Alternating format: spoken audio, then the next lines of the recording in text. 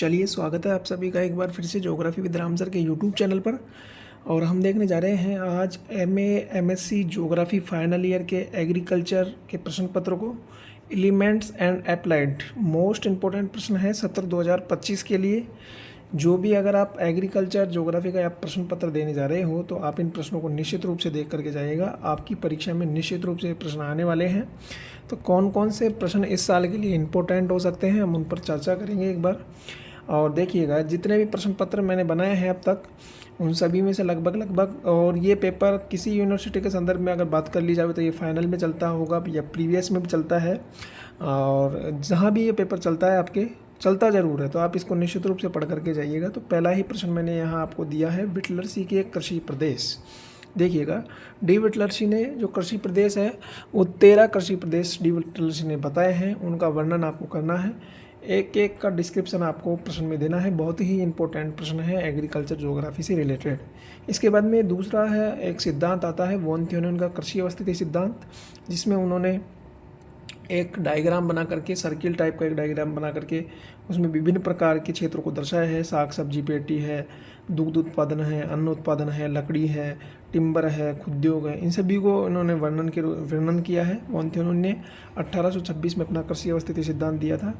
ये भी बात आपको ध्यान रख लेनी है।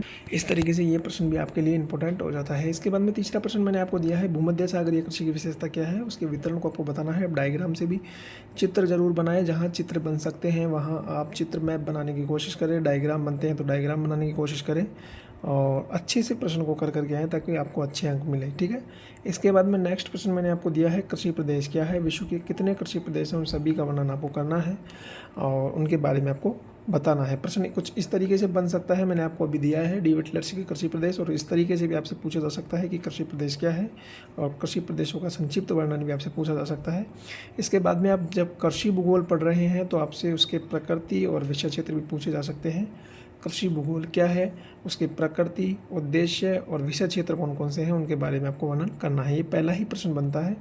इसके बाद में नेक्स्ट प्रश्न है, कृषि को प्रभावित करने वाले कौन कौन से कारक हैं, उनकी सामाजिक और आर्थिक दोनों कारकों की आपको व्याख्या करनी है। सोशल और इकोनॉमिकल कारक कौन कौन से हैं, उनकी आपको व्याख्या करनी है और उनके बारे में आपको बताना है। ठीक है। हरित क्रांति आपने सुना होगा नाम, बहुत आपने छोटी क्लासों में भी देखा होगा हरित क्रांति के बारे में। तो हरित क्रांति के बारे में भारत पर इसका क्या प्रभाव पड़ा है, नकारात्मक, उसका वर्णन आपको आलोचनात्मक रूप में यहाँ करना है। इस प्रश्न में आप लिख सकते हैं, ज़्यादा टफ प्रश्न ये नहीं है। इसके बाद में कुछ इम्पोर्टेंट एग्रीकल्चर से संबंधित मापन करने की मेथड्स की जो विधियां हैं, टेक्निक्स की जो विधियां हैं वो हैं, तो उनको आप पढ़ लीजिएगा, आपको मिल जाएगी सीरीज़ के अंदर। काफ़ी सारी विधियां हैं, उनको आप पढ़ लीजिएगा। ठीक है, इंपॉर्टेंट है ये प्रश्न भी। इसके बाद में नेक्स्ट प्रश्न मैंने आपको दिया है, भारत के कृषि जलवायु प्रदेश। बहुत ही इंपॉर्टेंट प्रश्न है भाई, 110% आएगा ये प्रश्न। इंपॉर्टेंट बनता है, हर साल 1-2 साल में रिपीट होता है ये प्रश्न, और ये आएगा निश्चित रूप से। आप इसको पढ़ करके जाइएगा। और इसमें यहाँ फिर आपसे एक राजस्थान के किसी एक कृषि जलवायु प्रदेश का वर्णन आपसे यहाँ पूछा गया है, तो उसका वर्णन आपको इस प्रश्न में करना है। इसके बाद में लास्ट प्रश्न मैंने आपको दिया है यहाँ, सिंचाई की नवीन विधियों का तुलनात्मक अध्ययन आपको करना है और बताना है सिंचाई की नवीन विधियों में कौन कौन सी विधियाँ हैं जिनसे अब सिंचाई की जाती है।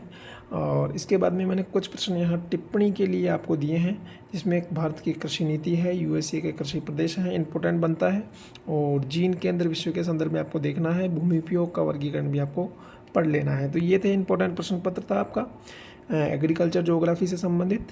और देखिएगा, इम्पोर्टेंट बात क्या है वो भी मैं आपको बता देता हूँ।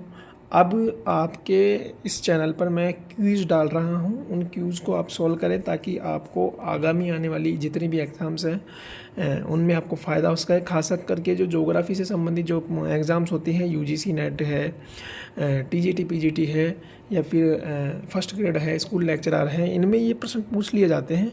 आप एनसीईआरटी पढ़ते हैं, आप किसी भी चीज़ को, बुक को पढ़ लीजिएगा। ये जो मैं प्रश्न डाल रहा हूँ ये कहीं ना कहीं आप अगर भूगोल से रिलेटेड आप हैं और भूगोल के आप स्टूडेंट हैं तो इन प्रश्नों को आप सोल्व कीजिएगा, आपको बहुत फ़ायदा मिलेगा। और जितने हो सके उतने पीवाईक्यू करने की कोशिश कीजिएगा, क्योंकि आप पीवाईक्यू को जितने ज़्यादा सोल्व करोगे उतना ही बेस्ट आपका रिवीजन होता जाएगा। और ये था आपका प्रश्न पत्र। उम्मीद करता हूँ आपको समझ आया होगा। जब तक के लिए मुझे दीजिए इजाज़त। नमस्कार।